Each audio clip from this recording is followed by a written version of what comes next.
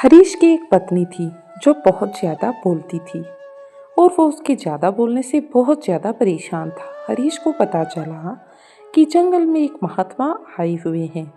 वो अपनी पत्नी को उनके पास लेकर जाता है और कहता है, मुनिवर, कृपया करके आप इसे समझाइए, ये बहुत बोलती है और मेरे मना करने के बाद भी इसका दिन भर इसका मुंह चलता ही रहता है। मैं इसे कितना समझाता हूँ कि कम बोला कर, चुप रहना सीख ले, लेकिन नहीं, और हर बार इसकी वजह से लड़ाई हो जाती है। महात्मा मुस्कुराए और बोले, मैं तुम्हें इस बात को एक कहानी की मदद से समझाता हूँ। मेरे गुरु का एक शिष्य था जो बहुत बोलता था, हर समय इधर उधर की बातें करता और कभी शांत नहीं रहता। जब वह दान लेने के लिए जाता तो हर घर से एक नई कहानी लेकर आता और आश्रम के दूसरे शिष्यों को सुनाता, और एक शिष्य की दूसरे से बुराई करता, चुगली करता, दूसरों के सामने अच्छा बनने का प्रयास करता और खुद के मुंह से ही खुद की तारीफ करता रहता और हमेशा खुद को गुरु के सामने सबसे बुद्धिमान और उत्तम साबित करने का प्रयास करता। वह खुद को सभी शिष्यों से अलग और श्रेष्ठ मानता था। उसका कहना था कि मैं एक अमीर घर का बालक, अगर मैं चाहता तो एक आरामदायक और सुविधाओं से भरा जीवन जी सकता था, लेकिन मैं वह सब छोड़कर यहाँ आ गया क्योंकि मुझे खोज करना, खुद को जानना है, जीवन को जानना है। एक दिन गुरु ने आश्रम के सभी शिष्यों को बुलाकर कहा, आप सभी को अगले 1 महीने के लिए ये कोई ना कोई संकल्प लेना होगा। इससे आपकी संकल्प शक्ति मजबूत होगी और में आत्म शक्ति का संचार होगा। आप सभी अपने सामर्थ्य के अनुसार कोई भी संकल्प ले सकते हैं, और यदि 1 महीने से पूर्व आप में से जिसका भी संकल्प टूट जाएगा वह अपनी पुरानी दिनचर्या में वापस आ सकता है। सभी शिष्यों ने अपनी शक्ति के अनुसार संकल्प लिए। गुरु को अपने संकल्प के बारे में बताकर वहां से चले गए, लेकिन वह शिष्य जो खुद को सबसे अलग दिखाना चाहता था वह सीधे गुरु की कुटिया में पहुंच गया और बोला, मैं कोई छोटा मोटा संकल्प लेना नहीं चाहता, बल्कि खुद की ही जैसे एक और महान संकल्प लेना चाहता हूँ। कृपया आप ही बताइए कि मुझे क्या संकल्प लेना चाहिए। उसकी ये बात सुनकर गुरु मुस्कुराए और बोले, क्या तुम मेरे द्वारा दिए गए संकल्प को पूरा कर पाओगे? क्या तुम्हारे लिए उसे पूरा करना संभव होगा? शायद नहीं, वो तुम ना कर पाओ, तुम उसे पूरा नहीं कर पाओगे, इसलिए तुम खुद ही कोई ढूंढो। शिष्य ने कहा, नहीं गुरुदेव, आप जो भी संकल्प देंगे मैं उसे पूरा करूंगा। गुरु ने कहा, ठीक है, तो तुम अगली 1 महीने तक चुप रहो, मुंह से एक शब्द भी नहीं निकालो, यही तुम्हारा संकल्प है। शिष्य ने कहा, गुरुदेव, ये भी कोई संकल्प है? ये तो बहुत आसान है। आप कोई संकल्प दीजिए जो मेरी योग्यता के बराबर हो। गुरु ने कहा, पहले तुम इस संकल्प को पूरा करो। शिष्य ने गुरु की बात मान ली और वो उसी समय चुप हो गया और पलटकर कुटिया से बाहर चला गया। उसे चुप रहना बहुत आसान लग रहा था। उसने एक दिन तो जैसे तैसे चुप रहकर काट लिया, लेकिन दूसरे दिन उसके मन में ना बोलने का बोझ पड़ने लगा और तीसरे दिन उसे भारीपन महसूस हुआ। चौथे दिन अंदर अजीब सी बेचैनी होने लगी, क्योंकि आसपास आश्रम के सभी शिष्य एक दूसरे से बातें कर रहे थे और वह भी अपना पक्ष उनके सामने रखना चाहता था, उनकी बोलती बंद करना चाहता था, लेकिन उसका संकल्प टूटने का डर था, इसलिए वह पूरे दिन सिर्फ और सिर्फ आंखें बंद करता। इसी तरीके से कुछ दिन और बीते और वह शिष्य बीमार पड़ गया। उसका सिर फटा जा रहा था, उसका खाने पीने तक का मन नहीं था, वो सिर्फ बोलना चाहता था। उनके सामने बैठकर लिख कर उन्हें बताया, गुरुदेव, मैं बोलना चाहता हूँ, बिना बोले मुझे सांस नहीं आ रही, मेरा दम घुटता जा रहा है, मैं अंदर ही अंदर पागल हुआ जा रहा हूँ, मैं क्या करूँ? संकल्प तोड़ दूँ? ये पढ़कर गुरु मुस्कुराए और बोले, मैं संकल्प के लिए नहीं होती, लेकिन जो अपने संकल्प को पूरा कर लेता है वो अपनी आंतरिक शक्ति को बढ़ाता है, और जो अपनी आंतरिक शक्ति को बढ़ा लेता है वो समाज और जागृति की राह पर आगे बढ़ जाता है। संकल्प का लेना भी तुम्हारे हाथ में था और इसे तोड़ना भी तुम्हारे हाथ में है। मैं तुम्हारे बहुत से भाई अपने संकल्प को तोड़कर अपनी पुरानी दिनचर्या में वापस आ चुके हैं। अगर तुमसे नहीं हो पा रहा तो तुम भी अपना संकल्प तोड़कर अपनी पुरानी दिनचर्या में वापस आ जाओ। लेकिन याद रहे, अगर आज तुम इस छोटे से संकल्प को नहीं संभाल पा रहे तो तुम अपने बाकी की पूरी जिंदगी को कैसे संभालोगे। बाकी फैसला पूरा तुम्हारे हाथों में है। बस गुरु की ये बात सुनकर शिष्य के दिल में चोट कर गई। वो बिना कुछ बोले वहां से वापस चला गया और खुद को अपनी कुटिया में बंद कर वह केवल अपने जरूरी कामों के लिए ही कुटिया से बाहर निकलता। बाकी सारे समय कुटिया के अंदर ही बैठा रहा। 15 दिन बीत चुके थे और आश्रम के लगभग सभी शिष्यों का संकल्प अब तक टूट चुका था, लेकिन उसका संकल्प अभी भी जारी था। संकल्प लेने के बाद अब तक उसने एक शब्द भी नहीं बोला। सारा आश्रम हैरान था कि इतना बोलने वाला इंसान कैसे चुप रहा। 15 दिन के बाद वह दोबारा अपने गुरु के पास गया और लिख कर बताया, गुरुदेव, मैं बाहर से तो चुप हूँ, लेकिन मेरे भीतर बहुत सी आवाजें हैं, बहुत सी चीख पुकार और शिकायतें हैं। मैं अंदर ही अंदर बात करता रहता हूँ। मेरा मन तरह तरह के प्रश्न पूछता है। मैं बाहर से जितना मोर, भीतर से उतने ही शोर शराबे से भरा हुआ हूँ। क्या इस तरह से मेरा संकल्प अभी भी है? गुरु ने कहा, हाँ, तुम्हारा संकल्प अभी भी जारी है, लेकिन जब तक लोगों की आवाजें तुम्हारे कानों में से आ रही हैं, तुम्हारा मन बोलता रहेगा, क्योंकि इसे तो आदत है। तुम भले ही बाहर से चुप रहो, लेकिन तुम अंदर ही अंदर बोलते रहोगे। तुम्हें इन बातों से, इन आवाजों से दूर जाना चाहिए। शिष्य गुरु को प्रणाम कर वहां से चला गया और सुबह होते ही अपनी कुटिया में जंगल की तरफ पहुंचा। कई दिन बीत जाते हैं, संकल्प का समय भी पूरा हो जाता है, लेकिन शिष्य लौटकर नहीं आया। आश्रम में सभी को डर था कि कहीं जंगली जानवरों ने उसे खा ना लिया हो।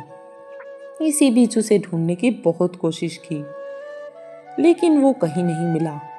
गुरु भाइयों ने मान लिया कि जंगली जानवरों ने उसे अपना शिकार बना लिया, लेकिन गुरु को ऐसा नहीं लगता था। एक दिन आश्रम का एक अन्य शिष्य गुरु के पास आया और बोला, गुरुदेव, हमारे उस अधिक बोलने वाले भाई के साथ क्या हुआ होगा? क्या जानवरों ने उसे मार दिया होगा? गुरु ने कहा, हो सकता है कि जानवरों ने उसे अपना शिकार बना लिया हो, लेकिन उसके ना लौटने की एक दूसरी वजह भी हो सकती है। शायद उसे वह मिल गया हो जिसके लिए वो गया था। फिर शिष्य ने पूछा, गुरुदेव, क्या ज्यादा बोलना इतना हानिकारक होता है? गुरु ने बोला, कहाँ? इंसान के जीवन में बहुत सारे दुखों में से एक दुख ये भी है कि वह कभी चुप नहीं रह सकता, हमेशा कुछ न कुछ बोलता रहता है। सिर्फ हमारे बोलने के कारण हमारे आधे से ज्यादा दुख पैदा होते हैं। उनमें से कोई भी चुप नहीं रहना चाहता, हम बस सामने वाले को सुना देना चाहते हैं।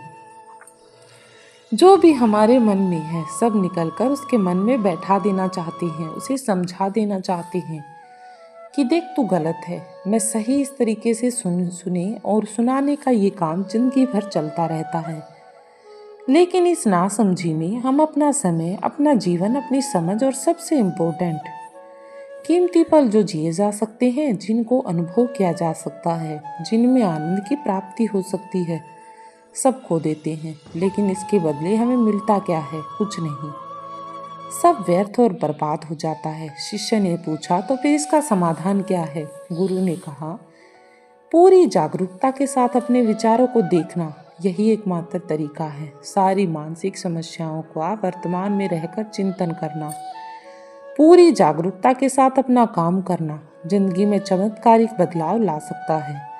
उसके बाद वह शिष्य गुरु से अपने प्रश्नों का उत्तर पाकर उनको प्रणाम करके वहां से चला गया। उस शिष्य को आश्रम छोड़े हुए 3 महीने का समय बीत चुका था, लेकिन उसकी कोई खबर नहीं मिली। अब तक तो सभी गुरु भाइयों ने भी उसके वापस लौटने की उम्मीद छोड़ दी, लेकिन एक दिन वो आश्रम वापस आता है। लेकिन अब वो नहीं था जो गया था, वो तो कुछ और ही बनकर वापस आया था। उसके अंदर एक गजब का बदलाव था।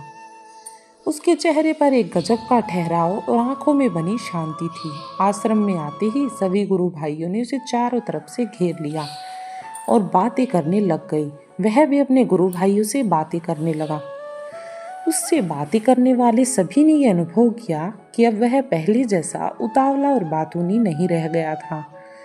उसके मुंह से एक एक शब्द बहुत ही सुलझे हुए और मधुरता के साथ निकल रही थी।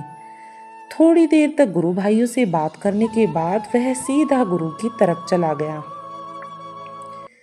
उसने गुरु के चरण छुए और कहा, गुरुदेव, क्या मैं अब भी मौन हूँ? क्या अब भी मेरा संकल्प जारी है? गुरु ने कुछ देर तक शिष्य की आंखों में बड़े ध्यान से देखा और कहा, हाँ, तुम अब भी मौन हो। तुम्हारे मुंह से एक भी शब्द निकल नहीं रहा और तुम्हारा संकल्प अभी भी जारी है। तब गुरुदेव ने कहा, जब मैं आश्रम से गया था तो मैं मुंह से तो चुप था, लेकिन मेरे अंदर बहुत सी आवाजें थी। मन में बहुत से प्रश्न थे और वो बंद नहीं हो रही थी। तो मैं जंगल में चला गया इस उम्मीद से कि वहां मुझे शांति मिलेगी और मेरे मन की बकबक कम हो जाएगी। लेकिन मैं जितना एकांत में जाता गया, मेरे अंदर की आवाजें उतनी ही तेज होती गई। मेरे भीतर की पुरानी से पुरानी आवाज मुझे सुनाई देने लगी। तब जाकर मैंने महसूस किया कि मैं कितना गलत कर रहा हूँ। जब मैं अपने पूरे परिवार वालों, दोस्तों को और गुरु भाइयों को बुरा भला कहता था तो उस समय मुझे लगता था कि मैं सही कह रहा हूँ। जब मैं दूसरों की चुगली करता था, उनका मजाक बनाता था, तब भी मुझे यही लगता था कि मैं उनसे बेहतर हूँ और मैं सही कर रहा हूँ। लेकिन उस दिन मैंने पहली बार महसूस किया कि मैं कितना गलत था। काफी दिनों तक ये आवाजें, ये शिकायतें मेरे अंदर चलती रही, लेकिन धीरे धीरे ये सारी आवाजें मेरे अंदर से खत्म हो गई। अब मैं भीतर से भी मौन हो गया और उस घने जंगल में बाहर से कोई बोलने वाला था नहीं और भीतर कोई आवाज बची नहीं। और मैं उस दिन पहली बार मौन का सही अर्थ समझा। मेरे चारों तरफ बहुत शांति थी। हालांकि अभी भी कुछ आवाजें आ रही थी जो पहले भी आती थी, लेकिन मैं उन्हें सुन नहीं पाता था। पर अब वो आवाजें मुझे स्पष्ट सुनाई देती थी, जैसे कि हवा के चलने की आवाजें, चिड़ियों की चहचहाहट, पानी के बहने की आवाजें। ये सभी आवाजें मैंने पहली बार होश पूर्वक सुनी। चारों तरफ इतनी शांति पहली बार महसूस की। तो इस शांति को भंग करने के लिए मैंने पहली बार अपने मुंह से कोई शब्द निकाला। मैं चिल्लाया, हे ईश्वर, ये कैसी शांति है?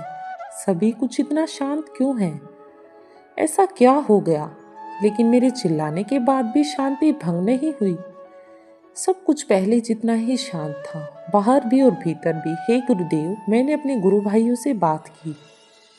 मैंने आपसे बात की। मैं बोल रहा हूँ, मैं चल रहा हूँ, मैं सब कुछ देख रहा हूँ, लेकिन मैं अपने भीतर एकदम एकांत हूँ, मौन में हूँ। भीड़ में होता हूँ तब भी भीतर से अकेला एकांत हूँ। जब मैं खुद में भी शोर करना चाहता हूँ तब भी मैं एकांत में हूँ। अब सब दिखाई पड़ने लगता है, सब सुनाई पड़ने लगता है। गुरु ने कहा, जब तक हम बाहर की तरफ बोलते रहेंगे भीतर अशांति ही रहेगी, लेकिन जिस दिन हम भीतर की तरफ मुड़ जाएंगे तब हमारे मुंह से कुछ भी निकलेगा नहीं, हम शांत ही रहेंगे। दुनिया में जितनी भी बुराइयां हैं ज्यादातर हमारे बोलने से ही उत्पन्न होती हैं, क्योंकि चुप रहना हम जानते नहीं। हम जितनी जरूरत है उससे कहीं ज्यादा बोलते हैं। हम सामने वाले को सुनना नहीं चाहते, बल्कि उसकी बोलती बंद कर देना चाहते हैं। उसे समझा देना चाहते हैं कि मैं कौन हूँ, मैं क्या कर सकता हूँ। और यही हमारी जिंदगी का मकसद बनकर रह जाता है। हमारी सारी ऊर्जा व्यर्थ के बातों में बर्बाद हो जाती है।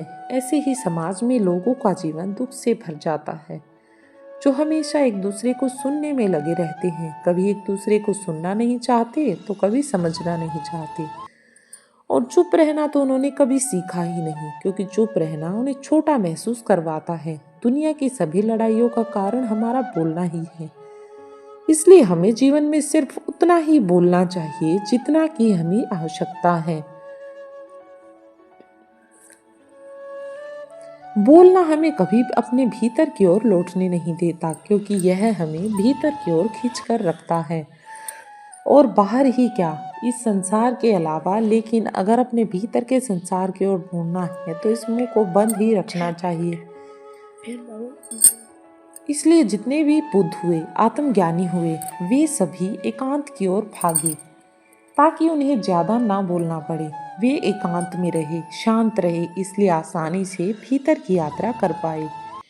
लेकिन अगर कोई चाहे तो इस संसार में रहकर भी एकांत में रह सकता है, शांत रह सकता है।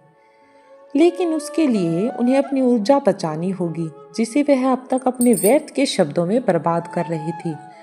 दोस्तों, इस कहानी की सीख यही है कि व्यर्थ का बोलना ऊर्जा को नष्ट करता है। ज्यादा और व्यर्थ बोलना ही हमें अपने भीतर की ओर लौटने नहीं देता, क्योंकि यह हमें बाहर की ओर झुकाए रखता है।